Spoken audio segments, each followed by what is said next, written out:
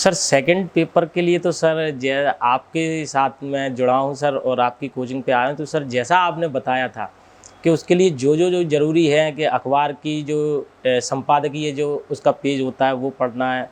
उसके अलावा जो हमारी पत्रिकाएं होती हैं, जो दैनिक मासिक पत्रिकाएं हैं, इनमें भी, और नेट से भी कुछ जो भी मिल सकता है। और सर आपने जो टॉपिक बताए हैं, जैसे जो करंट में चल रहा हो वो टॉपिक ज़्यादा मेनली रहता है, और पास्ट में भी कोई टॉपिक हों ऐसे जो जुडिशरी से रिलेटेड हैं वो हमेशा ही रहने चाहिए।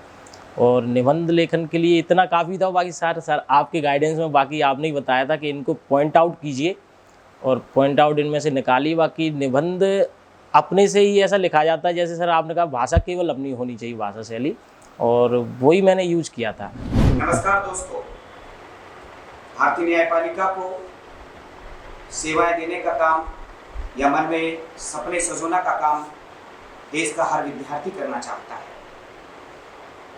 एलएलबी की परीक्षाएं पास करके हर कोई देश की जुडिशरी में अपनी सेवाएं देना चाहते हैं, लेकिन इस यात्रा को पूरा कैसा करें, किन पड़ावों से गुजरना होता है, कैसी ठोकरें खानी पड़ती है, कितना संघर्ष करना पड़ता है और किन हालातों से गुजरना पड़ता है। यह कहानी या यह बात सिर्फ एक सफल व्यक्ति ही बता सकता है, जिसने इन सारी कठिनाइयों, इन संघर्षों से गुजरकर उस मंजिल तक पहुंचा है। ऐसे तमाम कहानी वो विद्यार्थी सुनना चाहता है जो विद्यार्थी इस सफलता को या इस परीक्षा में सफलता हासिल करने के लिए अभी संघर्षरत है। हाईकोर्ट मध्य प्रदेश उच्च न्यायालय द्वारा जारी किए गए परिणामों से आज कई विद्यार्थी हमारे सामने आए हैं। सफल विद्यार्थी जो संघर्षरत थे वर्षों से, आज उन्होंने सफलता की हासिल की है। आज ऐसे ही एक विद्यार्थी गौतम सिंह हमारे साथ मौजूद हैं, जिन्होंने संघर्ष करके तमाम कठिनाइयों से गुजरकर इस परीक्षा में सफलता हासिल की है। आज हम उनसे मुलाकात करेंगे, बात करेंगे और पता करेंगे आखिर इस कठिन से कठिन परीक्षाओं में सफल कैसे हुआ जा सकता है। विद्यार्थी जो इन सफलताओं को इन परीक्षाओं में सफल होने के लिए सतत लगनशील हैं, वो इस वीडियो के जरिए या इस इंटरव्यू के जरिए इनसे जरूर सीखें और हम इनसे बात करना चाहेंगे, पता करना चाहेंगे कि कैसे इन परीक्षाओं में सफल हुआ जाता है। तो स्वागत कीजिए गौतम सिंह का।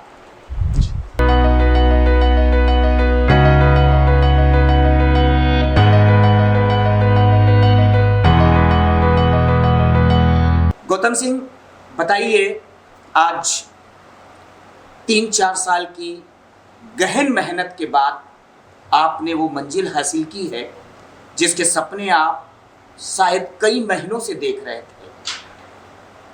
कैसे जुडिशरी में या न्यायपालिका में जाने का ख्याल आया? क्योंकि जहाँ तक मुझे आपके बारे में पता है कि दूर दूर तक इस जुडिशरी से ताल्लुकात रखने वाले आपके परिवार में, रिश्तेदारों में नहीं है। फिर आपको कैसे ख्याल आया? सर जुडिशरी में आने का ख्याल मैंने जब 2012 मेरी 12th हुई, उसके बाद मेरे पास कोई करियर ऑप्शन ऐसे चुनने का नहीं था कि मैं किस तरफ जाऊं, क्योंकि गाइडेंस सर नहीं था इस हिसाब का, और पिताजी तो ऐसा नहीं बता सकते थे। उस समय सर मैं ग्वालियर में रहता था, तो ग्वालियर में हमारे पड़ोस में थाड़ीपुर पे एक पहचान के थे जो वर्तमान में हमारे रिश्तेदार भी हो गए हैं, जीजाजी हैं, और उनसे मैंने उनकी 2012 में उनने सर एलएलबी कंप्लीट किया था अपना, तो उनसे मैं मिला एक बार। तो मैंने उनसे भी, क्योंकि उस समय मेरा टाइम ये ऐसा था कि मैं हर किसी से यही जानना चाह रहा था कि मैं किस तरफ जाऊं और किस तरफ अच्छी में अपॉर्चुनिटी मिल सकती है। तो मैं उनसे मिला, मैंने उनसे पूछा, तो उन्होंने बताया कि हाँ एलएलबी भी की जा सकती है, और अभी तुम्हारी 12th हुई है तो आप 5 साल का कोर्स भी कर सकते हो इसमें, और इसके बाद इसमें आगे सिविल जज की तैयारी है, या फिर आप एडवोकेट के रूप में जा सकते हैं, या फिर एडीपीओ के रूप में भी जा सकते हैं, ऐसा उन्होंने बताया। तो वहाँ से मैंने देखा, और उनकी 2012 में लगभग कंप्लीट हुई थी, तो वो भी सिविल जज के लिए प्रिपरेशन करने लगे थे। तो वहाँ से मुझे अंदाज आया कि हाँ इसमें भी जाया जा सकता है।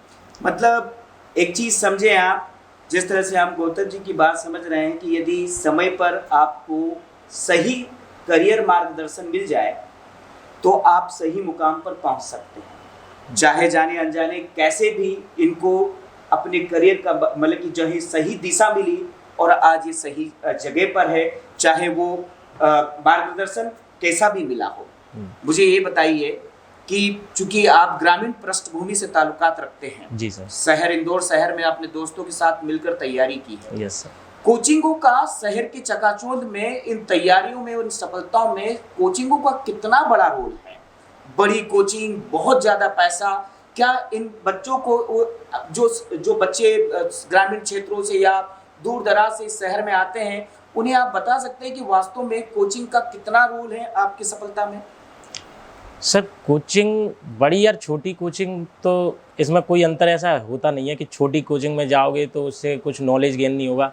बाकी कोचिंगों में सर जो टीचर पढ़ाते हैं वही सब्जेक्ट हमारे छोटी कोचिंगों में पढ़ा रहे हैं और वही सब्जेक्ट जो है बड़ी कोचिंगों में पढ़ाए जाते हैं। लेकिन मैं बात बस क्या है, फैसिलिटीज़ का अंतर रहता है। उन्होंने कहा कि बड़ी कोचिंग है तो वहाँ के हॉल बड़े हैं या फिर वहाँ पे बैठने की अच्छी व्यवस्थाएँ हैं, और बाकी अगर पढ़ने में अपन नॉलेज गेन करना है तो टीचर के गाइडेंस में तो सर कहीं भी किया जा सकता है। मायने रखता है आपका शिक्षक, चाहे वो आपको एक रूम में पढ़ा रहा हो या आपके रूम पर आकर आपके 4 दोस्तों के साथ आपको मिलकर पढ़ा रहा हो। मायने नहीं रखती ये बड़ी बड़ी कोचिंगें, बड़ी बड़ी चकाचौंध या इतनी सुविधा है, क्योंकि विद्यार्थी जब प्रदेश में आता है तो सुविधाओं के लिए नहीं आता है, बहुत अच्छे शिक्षक की तलाश में आता है। दोस्तों याद रखें, अच्छे शिक्षकों की तलाश में रहो, बहुत चकाचौंध और ये बड़ी बड़ी इमारतों की तलाश में ना रहें। यदि इनमें रहें तो आपका बहुत पैसा खर्च रहेगा। समझ रखें कि आप शहर में, प्रदेश में सुविधाओं के लिए नहीं आ रहे हैं, आप ज्ञान की तलाश में आ रहे हो और ये ज्ञान सिर्फ आपको शिक्षक ही दे सकते हैं। गौतम सिंह जी, मुझे ये बताइए कि चूंकि जुडिशरी में प्री है, मेंस है, इंटरव्यू है, आपने सारी तैयारियां एक साथ एक जगह पर कहीं की है या फिर सब बिल्कुल अलग अलग की? यहाँ प्री की तैयारी मैंने सेल्फ की है, मेंस की मैंने इंसर से की है या इंटरव्यू की, ऐसे तो क्या सारी तैयारियां आपने एक साथ की है या बिल्कुल होती गई, आप करते गए और होती गई? सर इसके लिए मैंने ग्वालियर में सर थे, उनसे कुछ समय के लिए पढ़ा था, लेकिन जब मेरा इतना अच्छा प्रदर्शन भी नहीं हो पाया था और मेरे क्या लॉ से निकलते ही उस हिसाब की जानकारी भी नहीं थी उस तरीके से मुझे। उसके बाद मैंने आफ्टर कोविड में इंदौर आया, क्योंकि सर इंदौर आने का सबसे अच्छा मेरे को फ़ायदा ये मिला है कि यहाँ का मुझे जो माहौल मिला है पढ़ाई का, वो मुझे शायद घर पे नहीं था मेरा वहाँ ग्वालियर में। और यहाँ पर आके सर मैं अभिषेक जैन सर हैं हमारे एक, उनसे और एक संजय गुप्ता जी हैं सर, उनसे वही हमारे फर्स्ट और लास्ट टीचर रहे थे जिनने प्री में और उसके बाद मेंस में कराया था और इंटरव्यू की उनसे भी गया था मैं कोचिंग। और उसके बाद सर यहाँ पे जब मैं आया तो हमारे कुछ सीनियर्स रह रहे हैं जिस बिल्डिंग में हमें रहा, यहाँ उनका गाइडेंस हुआ और उन्हीं के द्वारा सर आपके बारे में पता चला कि सर सेकंड पेपर का सर ही कराते हैं। और चूँकि हिंदी मीडियम रहा है मेरा तो सर मुझे बहुत ज़रूरत थी इसके लिए, और फिर मैं आपसे भी मिला और इनके अलावा सर मैं शायद ही की। अच्छा, मुझे गौतम एक चीज़ और बताओ जी सर, कि जहाँ तक मैं भी कंपटीशन का विद्यार्थी रहा हूँ कि शिक्षकों से बड़ा रोल आपके सीनियर, आपके वो दोस्त प्ले करते हैं, निभाते हैं, जिन्होंने इन तैयारियों में कई प्रयास किए हैं लेकिन असफल रहे, लेकिन ज्ञान की कमी नहीं है। मुझे लगता है कि हमारी सफलता में, एक जूनियर की सफलता में या एक व्यक्ति की सफलता में शिक्षक, माता पिता और किताबों के इक्वल ही, बराबर ही एक दोस्त की बल्कि जो है भूमिका होती है। आपकी सफलता में आपके दोस्तों की भूमिका कितनी रही है? जी सर, आप जो ऐसा आपने कहा है बिल्कुल सही है सर। वो टीचर हैं हमारे और माता पिता हैं, सभी लोगों का गाइडेंस रहता है और मार्गदर्शन में ही पढ़ाई होती है, लेकिन एक माहौल मिलने की बहुत बड़ी अच्छी वो रहता है कि अगर अच्छा माहौल मिलेगा तो आपके सफल होने के चांसेस ज़्यादा रहते हैं। एक चीज़ समझ लें कि जजमेंट का फॉर्मेट आना, खूब सारी प्रैक्टिस होना और शिक्षकों से उसका चीज़ समझकर उसे बराबर उसकी प्रैक्टिस करते रहना मायने रखता है। जजमेंट की अपनी कोई कोचिंग नहीं होती, महीनों की, हफ्तों की, सालों की, लेकिन हाँ किसी भी अच्छे शिक्षक से उसका फॉर्मेट समझकर लगातार प्रैक्टिस करके अपने जजमेंट उन्हें बताते रहना, उनसे सीखते रहना, क्या गलती है वो देखते रहना चाहिए या नहीं। आप इस गलतफहमी में मत रहिए कि हजारों रुपया मैं खर्च करूं जजमेंट के लिए तब मुझे है। जजमेंट एक फॉर्मेट है, बाकी आपका लीगल नॉलेज और आपकी प्रैक्टिस है। हाँ, शिक्षकों का उसमें जरूर ये मदद लें ताकि आप जो जजमेंट लिख रहे हैं उन्हें बार बार चेक कराएं, जहां गलती है उनसे आप सीखें कि जजमेंट एक प्रैक्टिस है।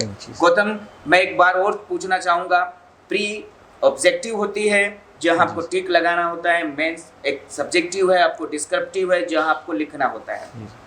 फर्स्ट पेपर और थर्ड पेपर बहुत ही एक चीज कहें कि वहाँ ह्यूज नॉलेज की जरूरत होती है, बहुत विस्तृत पेपर है।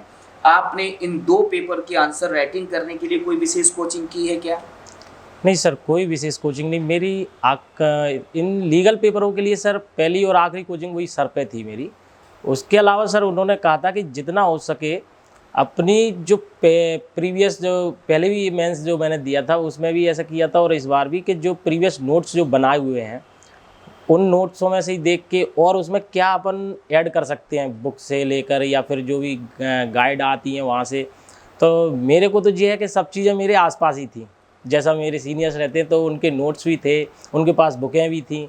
तो जैसे कोई नई बुक है उसमें कुछ अलग लिखा है, और आजकल सर नेट का माध्यम अच्छा है तो अपन गूगल करके भी देख सकते हैं सब चीज़ें। और ऐसे ही केवल आंसर में और इम्प्रूव करते जाओ, कुछ ऐड करते जाओ। इसके अलावा सर और मेरे को लगता है आंसर राइटिंग, ध्यान से सुन ले मेरी बात। आंसर राइटिंग की जिनको प्रॉब्लम है, बहुत परेशान हो रहे हैं, सबसे पहले आप जिनसे पढ़ रहे हैं उनके नोट्स आप अच्छे से बनाइएगा। बैरेक्स उनका थॉरोली नॉलेज हो, आपको बहुत ज़्यादा उसके कॉन्सेप्ट क्लियर हो। ये चीज़ें बाजार में आई हुई हर नई किताब आपके पास होनी चाहिए, क्योंकि नई किताब नया कॉन्सेप्ट, नया डिस्क्रिप्शन, नया डिटेल। एक चीज़ है, सीनियर्स मायने रखता है। दोस्त जिंदगी में, सीनियर जिंदगी में बहुत मायने रखते हैं। क्यों? क्योंकि उनके पास पुराने आंसर्स और ये सब सारी चीज़ें होती है।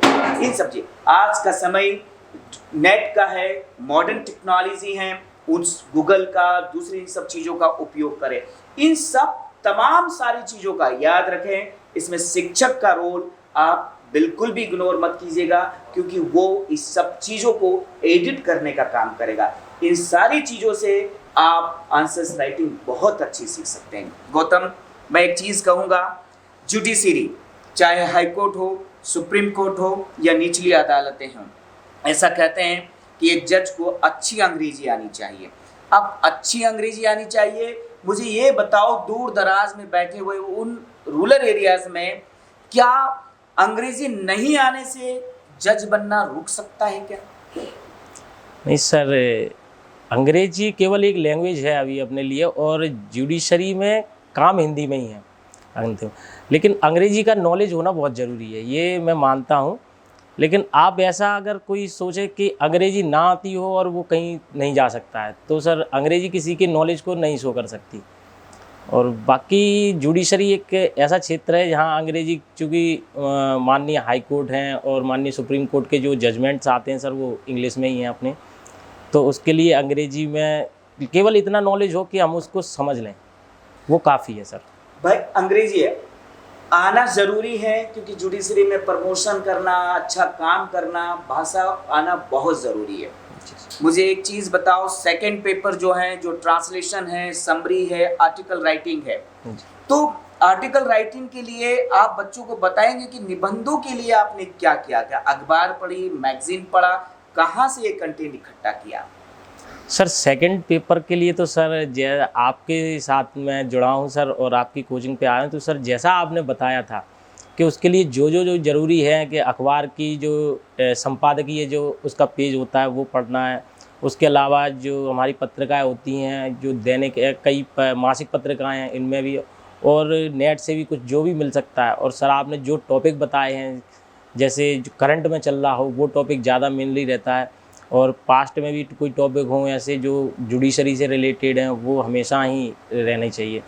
और निबंध लेखन के लिए इतना काफ़ी था। बाकी सर आपके गाइडेंस में बाकी आपने ही बताया था कि इनको पॉइंट आउट कीजिए और पॉइंट आउट इनमें से निकालिए। बाकी निबंध अपने से ही ऐसा लिखा जाता है, जैसे सर आपने कहा भाषा केवल अपनी होनी चाहिए, भाषा शैली, और वही मैंने यूज किया था।